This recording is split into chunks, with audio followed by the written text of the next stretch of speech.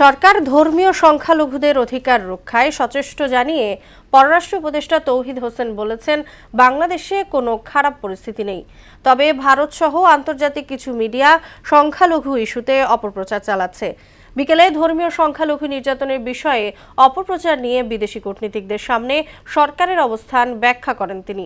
রংপুর প্রতিনিধি শফিউল করিম শফিকের সহায়তায় এসইউ সেলিমের প্রতিবেদন।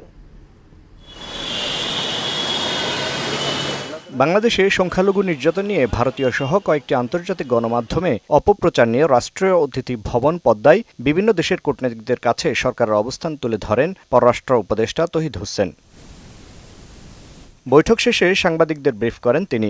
সরকার ধর্মীয় সংখ্যালঘুদের অধিকার রক্ষায় সচেষ্ট জানিয়ে এই ইস্যুতে বৈশ্বিক অপপ্রচার চলছে বলে জানান তিনি। ভারতীয় মিডিয়ার যে বক্তব্য সেটাকে ধরে কিন্তু আবার অনেকে অন্যান্য মিডিয়াতে সেটা প্রচার করছে। গ্লোবাল ক্যাম্পেইনটা চলছে কিন্তু একটা বিশেষ গোষ্ঠী তারা চেষ্টা করতেছে সবখানে তারা কিন্তু করার চেষ্টা করছে। সংখ্যালঘু ইস্যুতে ভারতের প্রধানমন্ত্রী মোদির হস্তক্ষেপ কামনা সহ বাংলাদেশে জাতিসংঘ শান্তিরক্ষী বাহিনী মোতায়েনে পশ্চিমবঙ্গের মুখ্যমন্ত্রী মমতা ব্যানার্জির বক্তব্য নিয়ে সাংবাদিকদের প্রশ্নের জবাব দেন পররাষ্ট্র উপদেষ্টা। ব্যক্তিগতভাবে মনে করি যে এটা তার জন্য খুব সঠিক পদক্ষেপ না। পশ্চিমবঙ্গের রাজনীতিতে তার অবস্থানের জন্য এটা হয়তো সহায়ক হবে।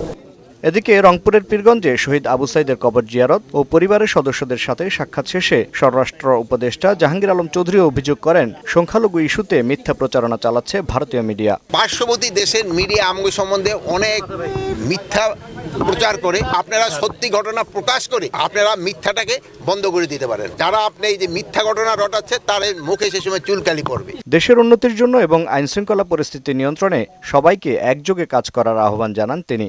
আমাদের সবারই কিন্তু একযোগে কাজ করতে হবে। এসইউ সেলিম, মোহনা সংবাদ। সবকিছুই কিন্তু